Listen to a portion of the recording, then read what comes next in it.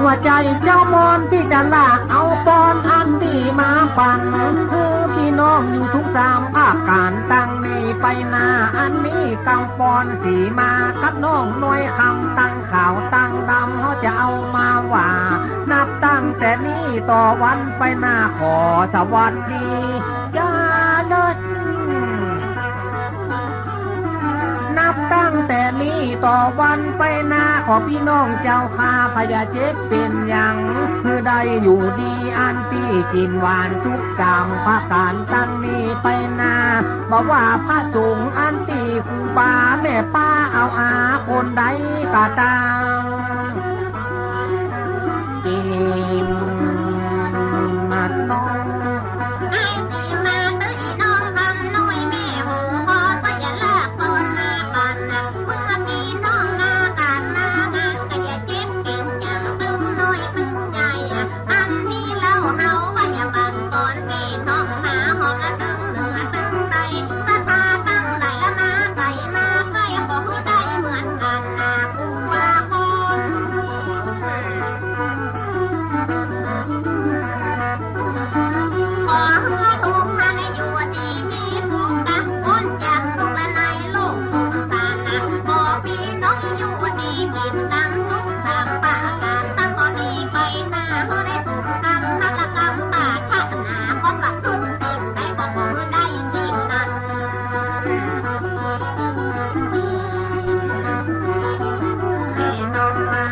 สัตตาโลคือว่าทำตั้งสี่เป็นสัตว์เกี่ยวที่อันตีมุงหัวคือได้เป็นขัวเป็นลาวกายไปกำนาการสันใดแล้วมันจะดีก็ขอนาลีคำน้อยเขาว่า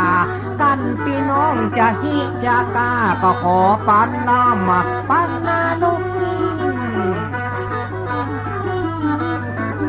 สัตตาโลคือว่าทำตั้งสี่เป็นสัตว์เกี่ยวกี้อันตีหมูหัวตึงบ่ว่าเปิ้นตึงบ่าว่าตัวมันจะหนัวอันตีไปหน้าได้ปั่นปอนตึงน้อยสีมากำพาธนาปั่นไปตามนั้นจริงนัดน้อง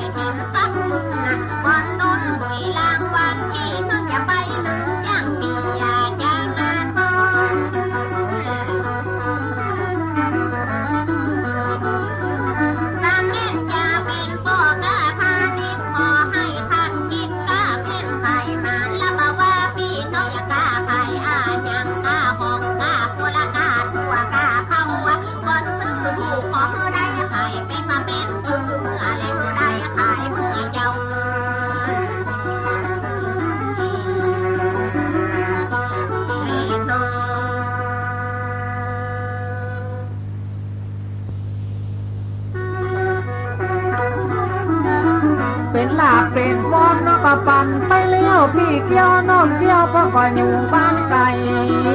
พ้นก็จะทะยักอันตีขายายว่าจะพิกจอมว่าจะพิกบ้านหุงพี่น้องนี่กาตั้งหลายถึงบัดใดเล็กหนาวอันที่เมื่อยค้านกันจะพิกจอมอันที่พิกบ้านให้เจ้าอยู่ดีสบายเป็นตั้งลาบตั้งฟ้อนนะปะปั่นไปเลี้ยวพี่เกี้ยวน้องเกี้ยวบ้านไก่นิดเดียวอันตีสหายจะกับจองเปิ่นจะเมื่อบ้านขอพี่น้องอยู่ดีกินลำทุกสามภาคการจงมีพัมพอม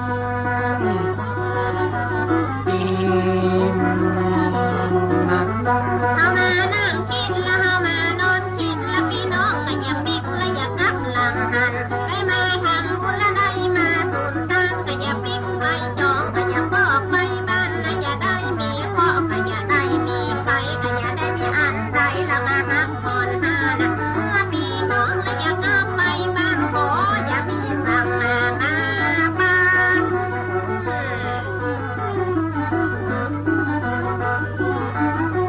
เมื่อพี่น้องอย่าบอกอย่าเรียกคำน้อยก็อย่าปิก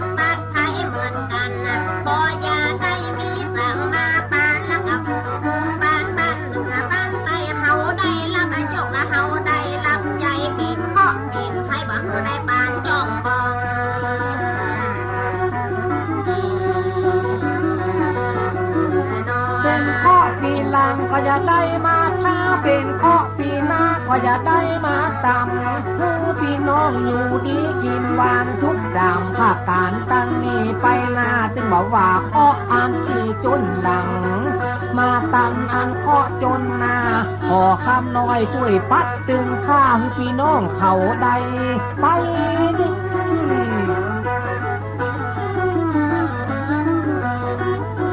ก็ว่าอันตีไผ่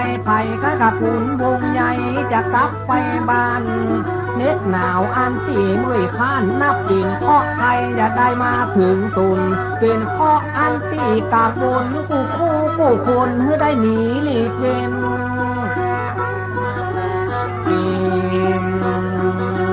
นับน้อง ก่อนจะนับ